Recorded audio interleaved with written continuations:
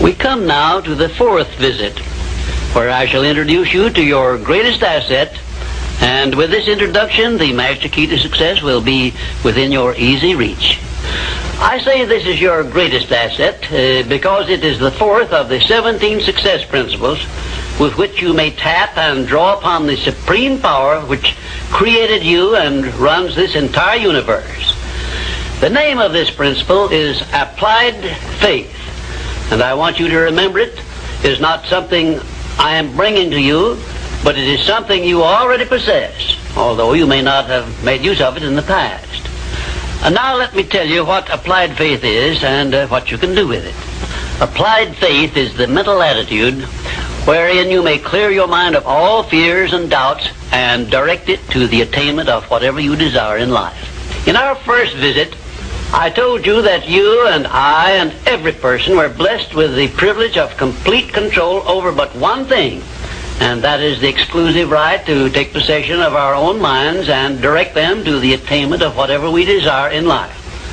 Applied faith is a mental attitude we must cultivate and maintain before we can take complete possession of our minds. It is the means by which we may break the seal of that envelope I mentioned in our first visit and take full possession of the 6 forms of riches we get in return for taking possession of our minds and using them. Those 6 riches were, as you may remember, sound health, peace of mind, a labor of love of your own choice, freedom from fear and worry, a positive mental attitude, and material riches of your own choice and quantity. We are now, this very moment, standing in front of the gateway which can be opened only with the great master key to success. And I'm giving you the closest clue I have yet mentioned as to how you may take possession of this key. In order that you may condition your mind to embrace and use applied faith, you must understand that there are 2 ways in which you can use faith. You can put it into reverse gear and use it in a negative way by allowing your mind to dwell upon the circumstances and the things you do not want, such as poverty, ill health, failure, defeat. And this is precisely what the majority of people do, which explains why the majority of people go through life in misery and want. Or you can take possession of your mind and direct it to think of the 6 riches which came over with you in that sealed envelope. And you will attract these riches to bless and serve you all through your life.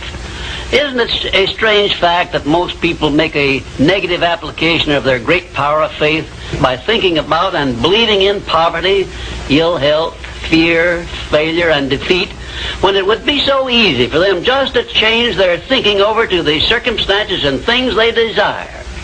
Now let me give you a description of the one thing which represents the main difference between a successful person and a failure. Please listen carefully and think for yourself as I speak, because failure to recognize the truth I am about to give you is the starting point of most failures. Successful people in all occupations, all professions, and all callings have one trait which distinguishes them from the failures.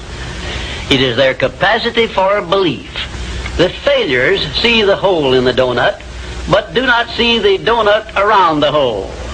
The successes see the hole also, but they see the donut around the hole. Thomas A. Edison believed that he could perfect an incandescent electric lamp, and despite the fact that he failed over 10,000 times before he was crowned with success, he made his belief uncover the secret for which he was searching. Give one guess as to how many times the average person must fail before he quits.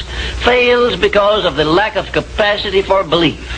How many times can you meet with defeat before you give up the ghost and quit?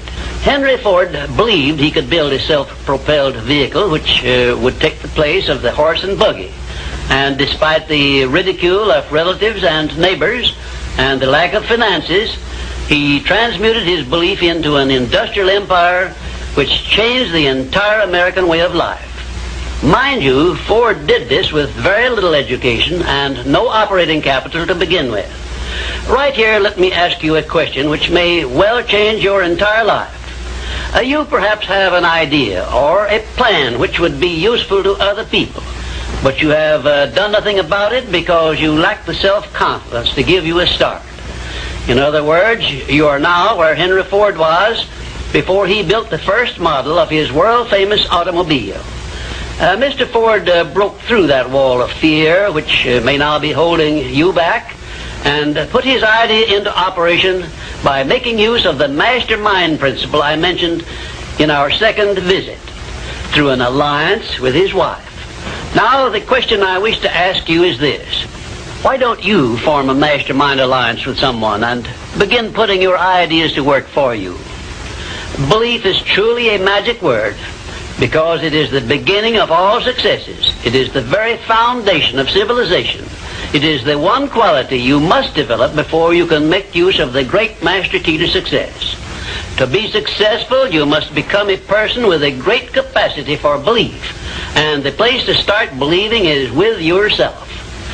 You should begin by recognizing that you were born with the privilege of complete control over your own mind. You should also recognize that by the application of the master key to success, which I am passing on to you through these visits, you can take full possession of your mind and make it yield you whatever you demand in life. Observe, I use the word demand, not beg. The Creator never intended for you to beg for anything. If He had, He would not have blessed you with full control over your own mind. If your life is not what you want it to be, you can change it.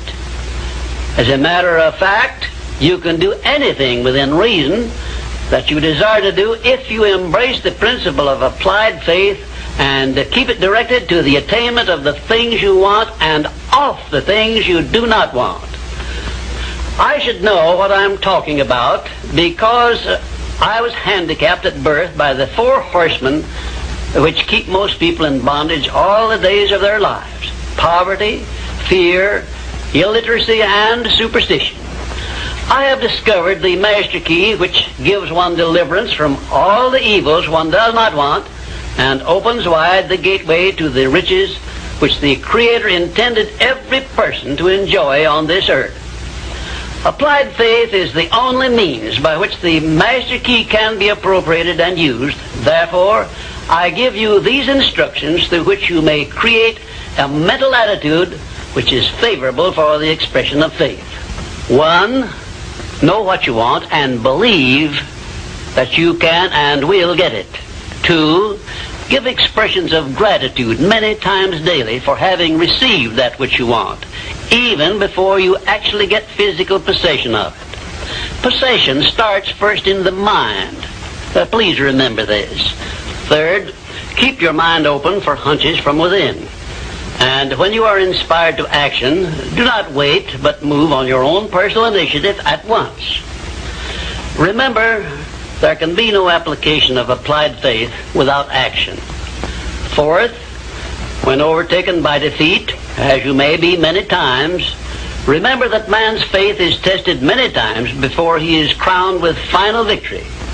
And accept your defeat as nothing more than a challenge to keep on trying.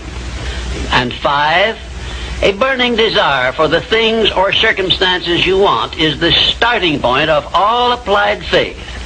Be definite, believe, and act. And keep on acting if at first you meet with defeat. 6, when doubt creeps into your mind, remember that whatsoever a man believeth, that shall he also reap. Remember, faith is not something you get. Faith is something you already have. But you may be using it in reverse gear by believing in the circumstances and things you do not want, the things you fear. Remember also that faith is guidance only. It is not a power which will bring you what you want, but a power that can guide you to go after what you want and get it.